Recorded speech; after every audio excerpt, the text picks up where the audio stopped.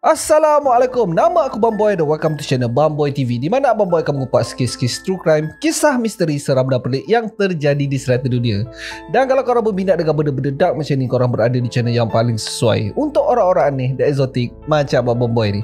Di akhir video, kalau korang suka dengan konten ni, Abang Boy sangat-sangat appreciate kalau korang boleh belanja Abang Boy satu like, dan mungkin juga korang boleh consider untuk subscribe dan tekan bell notification button tu supaya tak terlepas video Abang Boy yang akan datang. Abang Boy rasa lah ada beratus-ratus kes dah Abang Boy cover. Ada yang kes jenayah biasa-biasa, ada yang kes jenayah yang gila sikit, yang plot twist mengalahkan drama pun ada. Tetapi ada beberapa kes yang sesekali je dia muncul. Dia tak banyak tau, tetapi dia punya gila tu kadang-kadang tak boleh nak hadam. Sebagai contoh, kes yang Abang Boy pernah cover dulu adalah The Baraboo Bone Breaker. Dan lagi satu kes adalah Taylor Shah Business. Dia menamatkan nyawa boyfriendnya ketika tengah high. Dan lagi satu kes adalah Adolfo Costanzo, ahli kartel yang menyiksa dan menamatkan nyawa mangsanya yang tak bersalah hanya disebabkan nak ilmu kebal. Kes yang kita bahas hari ini adalah di antara salah satu. So get ready untuk meletup kepala otak korang. Tanpa membuang masa, sediakan kuda siap-siap, tenang, chill, let's roll. Pada 12 April 2014, pada lebih kurang pukul 10 pagi, balai polis di bandar yang bernama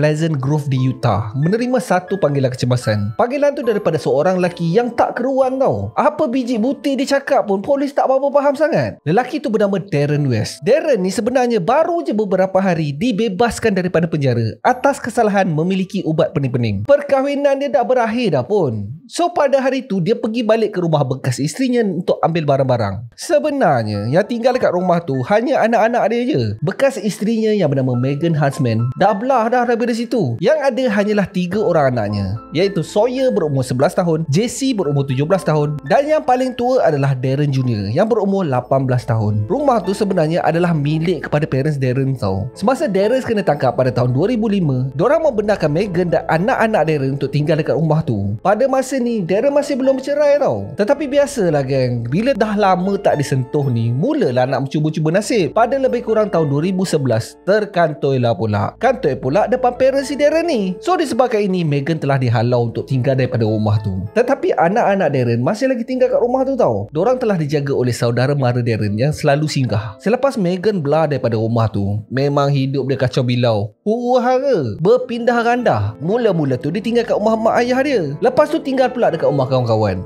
Dan akhir sekali Megan telah tinggal bersama boyfriend barunya. Bila Darren tahu pasal ni, memang patah hatilah. Dia dah berkahwin dengan Megan ni hampir 20 tahun tau. So dipendekkan cerita, diorang pun bercerai lah. Tetapi ada satu masalah diorang ni. Kedua-duanya adalah penagih batu. Memang tegar gila mat. In fact si Darren ni masuk ke dalam pun disebabkan dia memiliki bahan-bahan untuk membuat batu. Walaupun Darren ni tak mengaku bersalah. 9 tahun dia masuk ke dalam. Disebabkan penagihan ni lah hidup diorang huru-hara. Susah gila nak dapat kerja. Tak cukup dengan tu tau, Megan dilaporkan pernah beberapa kali mengamuk dekat tempat kerja dia. Benda bertambah teruk pada tahun 2012, di mana ayah kepada Megan ditemui mati di dalam bilik tidurnya. Dikatakan dia telah menamatkan nyawanya sendiri disebabkan depresi. Ada 2 benda yang terjadi dekat life Megan pada masa tu. Satu, Megan berjaya berhenti ambil batu. Tetapi yang tak bestnya, dia start tonggang pula. Keluar daripada mulut buaya, dia masuk pula ke dalam mulut singa. Start daripada ni, memang hidup Megan tonggang-langgang. Ada yang mengatakan Megan mula menjual dirinya hanya untuk membeli arak. Sampailah pada tahun 2014. Pada masa ni Darren dah pun dibebaskan dan dia pun nak balik ke rumahnya. Dia dengan beberapa kawan dia datanglah untuk membuang barang-barang yang bersepah dekat dalam garaj. Masa tengah kemas-kemas ni lah Darren jumpa satu benda yang tak masuk akal. Mula-mula masa kemas tu, Darren dan kawan-kawan dia memunggah semua barang. Diorang asingkanlah barang yang tak boleh pakai ataupun barang yang boleh dijual balik. Darren planning nak buat garage sale pada masa tu. Sampailah pada satu masa diorang tengah kemas-kemas tu, Darren terbau benda yang sangat busuk. Bau tu macam bercampur dengan bau-bau chemical pula. Bila cek, bau tu datang daripada satu kotak yang disimpan di belakang garaj tu. Dekat luar kotak tu ditanda baby stuff. Dia tengok kotak tu ada rosak sikit, ada tebuk. Darren ingatkan mesti ada bangkai tikus dalam tu. So dia pun buka lah.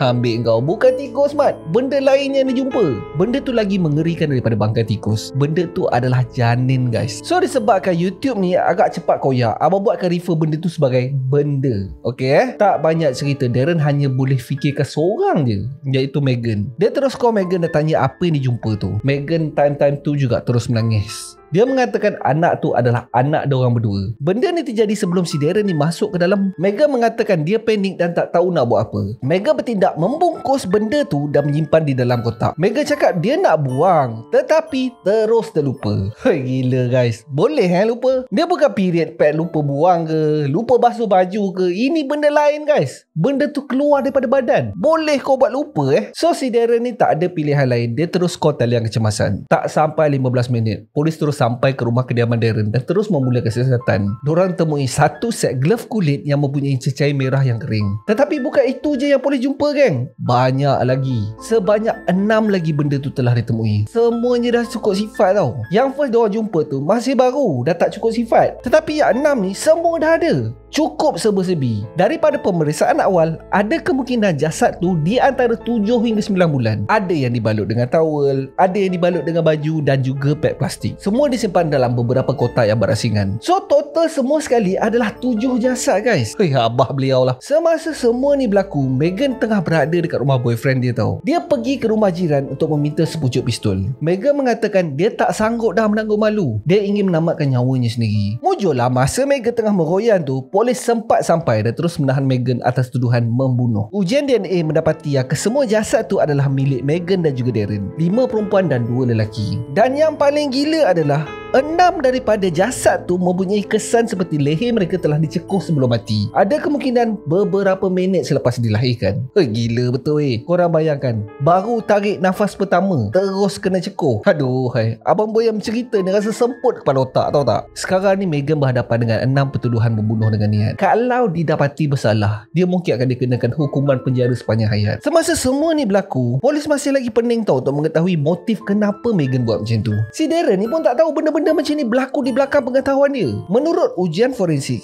jasad paling awal adalah pada tahun 1996 dan yang paling latest adalah pada tahun 2006. So daripada tahun 1996 tu dah 18 tahun doh jasad tu disimpan kat dalam garaj. Semasa dalam bilik soal siasat, mula-mula tu Megan ni macam blur-blur tau. Dia cakap dia tak tahu apa-apa pun. Mati-mati dia tak mengaku. Tetapi selepas polis mendedahkan bukti DNA yang tak dapat disangkal, Megan mula gelabah. Mula-mula tu Megan cakap hanya 2 baby je. Tetapi selepas kena tekan bagai nak gila, akhirnya dia mengaku. Tetapi yang meletup otaknya adalah dia cakap dia tak ingat sebenarnya berapa bilangan baby yang disimpan. Mungkin ada 8 atau 9 katanya. Pula dah. So benda ni menandakan 2 je. Sama ada lagi yang masih belum ditemui ataupun memang Megan sendiri tak ingat berapa banyak yang disimpan. Yang menjadi persoalan yang semua orang nak tahu adalah apa motif si Megan ni? Kenapa dia sanggup menamatkan nyawa anak dia sendiri? Bukan sekali guys, 7 kot di sepanjang 10 tahun. Ingat tak Abang Boy cakap tadi? First jasad tu adalah pada tahun 1996 dan yang paling latest adalah 2006. Megan mula menangis. Dia mengatakan apa yang berlaku ni adalah disebabkan kasih sayangnya sebagai seorang ibu. Dia tak nak anak-anaknya hidup dalam keadaan susah dan menderita. Memandangkanlah Megan dan Darren pun memang huru-hara daripada awal. Dah lah masing-masing ketagih. Nak makan pun kadang-kadang miss. Macam manalah nak besarkan anak. Ditambah pula dengan penyakit mental dia. Biarlah mati daripada hidup sengsara sampai ke besar. Dalam kepala otak Megan pada masa tu hanyalah nak mencari bahan untuk melepaskan gian je. Benda-benda lain dah tak penting dah. Megan mengatakan semua kelahiran tu berlaku dekat dalam rumah. Semuanya tanpa pengetahuan siapa-siapa pun. Dia telah membalut jasad tu dan meletakkan baking soda dan juga bahan peluntur untuk menghilangkan bau rebutan. Selepas sorokkan benda tu dekat dalam garaj, Megan meneruskan hidupannya macam biasa.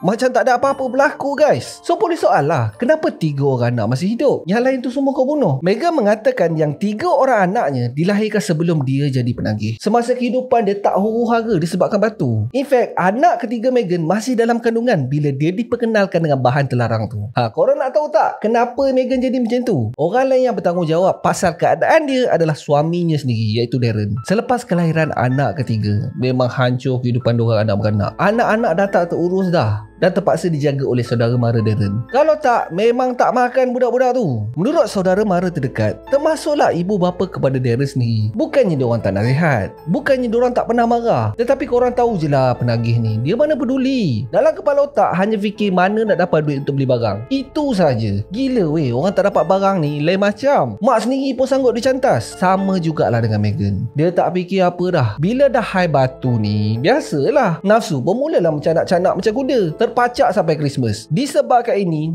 sebanyak 7 kelahiran telah berlaku. Semuanya tanpa pengetahuan sesiapa pun. Menurut Meghan sendiri, dia pernah melahirkan di dalam bilik air pada masa yang sama anak-anak dan suaminya tengah tengok TV dekat ruang tamu. Gila tak gila? Memang power doh dia punya akal. Macam mana dia bersihkan cecair warna merah tu dan sembunyikan dia punya sakit beranak tu Korang bayangkan, lepas settle teran tu, dia balut dengan baju, lepas tu dia keluar bilik air macam biasa. Ingat tak abang boy cakap tadi, 6 daripada jasad tu berumur di antara 8 hingga 9 tahun. Bermakna benda tu dah besar tak boleh brain tu. Meghan juga mengatakan yang semua ni adalah keputusan dia sendiri, tak ada kaitan dengan orang lain. Dia ada juga plan untuk melepaskan semua kotak-kotak tu, tetapi dia takut terkantoi. Dan akhirnya pada tahun 2011, dia telah dihalau daripada rumah. Selepas daripada ni, dia terus lupa. Of course, apa yang terjadi ni mengejutkan kawasan kejiranan tu. Masing-masing meletup otak guys dengan apa yang terjadi ni. 7 semuanya disimpan dekat dalam kotak dan tak ada siapa pun yang perasan. Tetapi menurut jiran, yang peliknya, Meghan ni tak pernah nampak pregnant pun. Tak tahulah, mungkin orang yang badan-badan gempal ni senang sikit lah kot nak sorokkan perut. Menurut jiran-jiran lagi, semasa Meghan tinggal dekat dalam rumah tu, memang jarang sangat orang tengok Meghan ni keluar. Sekali-sekala je lah kot. Itu pun sekejap-sekejap. Meghan tak pernah bersembang dengan sesiapa pun lebih daripada 5 minit. Tetapi Meghan ni tak pernah sombong tau. Dia sentiasa dilihat senyum dan mesra. Tetapi most of the time, Meghan hanya hidup menyendiri je kat dalam rumah. Menurut seorang lagi jiran sebelah rumah, dia selalu menolong Meghan ni memotong rumput, selalu bawakan makanan dan selalu jugalah berhubung dengan Meghan. Even dia pun tak perasan benda-benda ni semua terjadi. Bukan tu je, jiran tu sendiri cakap dia tak tahu pun yang si Meghan ni adalah seorang penagih. Keluarga Darren memberi statement yang diorang pun terkejut dengan apa yang terjadi ni. Diorang sendiri tak sangka benda-benda ni berlaku di belakang pengetahuan diorang. Sementara si Darren pula, dia mati-mati tak mengaku yang kesemua benda-benda tu adalah daripada benihnya. Dia menegaskan yang Meghan ni pun dah berapa banyak kali terkantoi dengan skandal. Meghan juga pernah dilihat menjual dirinya. Tetapi bukti DNA tak boleh nak disangkal geng. Kesemua tu telah dibuktikan daripada air rembesan Darren. Mungkin lah dia tak sedar kot masa tengah melayang tu. Dia parking kat dalam pula. Kan dah sangkut. Mula-mula penyiasatan tu, polis agak curiga juga dengan Darren. Korang fikirlah benda-benda ni berlaku dekat dalam rumah diorang tinggal bersama tau. Bukan 1, 7 jasad geng. Takkanlah Darren ni tak perasan. Tetapi cek, tak ada satu pun bukti yang dapat mengaitkan Darren dengan apa yang berlaku ni. Darren pun dilihat dalam keadaan trauma dan tak tahu nak buat apa. Pada hari sebutan kes, Meghan dilihat digari di kaki dan tangan. Meghan dikatakan blur di sepanjang hearing tu. Dia selalu dilihat termenung di lantai dan macam tak ambil kisah pun dengan prosedur mahkamah. Pendakwa raya mengesyorkan wang ikat jamin diletakkan sebanyak $1 juta untuk setiap pertuduhan. Meghan ni berhadapan dengan 6 pertuduhan tau. So total wang ikat jamin adalah $6 juta. Kalau Meghan didapati bersalah, dia mungkin akan berhadapan dengan hukuman paling berat, iaitu hukuman mati. Syuk korang fikir kan, kenapa 6 pertuduhan je? Kenapa bukan 7? Okey, cerita dia adalah 1 tu adalah janin. Dia belum bentuk lagi. Tetapi yang 6 yang lain ni dah cukup sifat. So secara teknikalnya, Meghan telah dituduh dengan 6 pertuduhan pembunuh. Yang 1 tu tak boleh ambil kira. Okey, faham Tetapi kan, ada isu teknikal dekat dalam kes ni. Pada tahun 2007, negeri Utah telah menetapkan sekiranya mangsa pembunuhan di bawah 14 tahun, pesalah secara automatik akan dikenakan hukuman mati. Tetapi dalam kes Meghan ni, kesemua pembunuhan terjadi di antara tahun 1996 hingga 2006, setahun sebelum undang-undang tadi diperkenalkan. So sekiranya Meghan didapati bersalah, paling kuat pun dia hanya akan dikenakan hukuman penjara je. Menurut hakim yang bersidang, iaitu Hakim Darren McDade, dia ingat lagi hari di mana dia memberi kebenaran untuk waran geledah tempat kejadian. Dia sangat-sangat berharap yang bukan dia yang handle kes ni. Menurutnya lagi, sepanjang dia berkhidmat sebagai hakim, dia ingatkan dia dah tahu semua benda dah. Hakim Darren ni dah handle beratus-ratus kes tau. Dan dia cakap kes Meghan ni lah yang paling tak masuk akal. Sebelum perbicaraan bermula,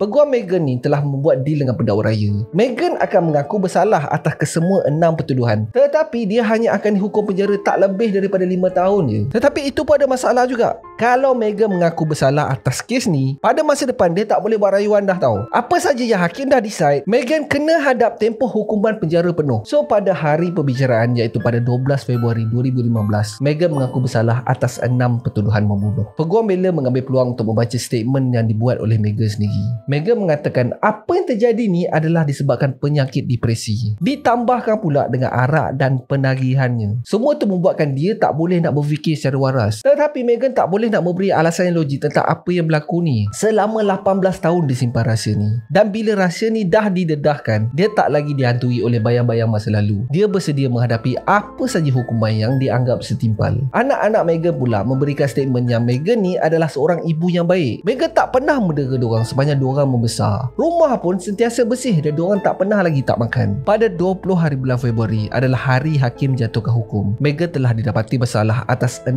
pertuduhan membunuh dengan niat. Meghan telah dijatuhkan hukuman penjara selama 5 tahun untuk setiap pertuduhan. Tetapi 3 di antara tuduhan tu perlu dijalankan secara serentak dan balance lagi 3 perlu dijalankan secara berturut-turut. So total semua sekali hukuman tu adalah 20 tahun je. Dia hanya akan mendapat peluang untuk diperol pada tahun 2064. Ramai yang menganggap Meghan ni takkan dapat peluang tu pun. Dia mungkin akan berput di dalam penjara sampailah dia meninggal nanti. Gila weh kes ni. Tak logik langsung. Kenapa simpan dalam kotak? Kenapa tak bakar ke, tanam ke? Bukan sekali, 7 weh. Dan lagi satu benda yang menjadi persoalan adalah, tak sakit ke? Abang boy lelaki tau. Abang boy tengok muka wife abang boy menahan sakit masa kelahiran anak pertama pun, sampai abang boy boleh trauma. Abang boy sendiri menangis tengok. Yang Meghan ni boleh bertenang je, macam tak ada apa-apa berlaku. Itu confirm dah lah bos. Sumbat batang pinang pun senapas je tak rasa apa. Entahlah guys. Seperti biasa abang boy nak dengar pendapat korang pula. Kasih komen dekat bawah. So that's it for today guys. Terima kasih sebab tengok video Abang Boy sampai habis. Kalau korang suka dengan video ni, Abang Boy sangat-sangat appreciate kalau korang boleh belanja Abang Boy 1 like. Dan mungkin juga korang boleh consider to subscribe dan tekan bell notification button tu supaya tak terlepas video Abang Boy yang akan datang. So akhir kata, jangan nakal-nakal, be awesome, stay creepy. Assalamualaikum.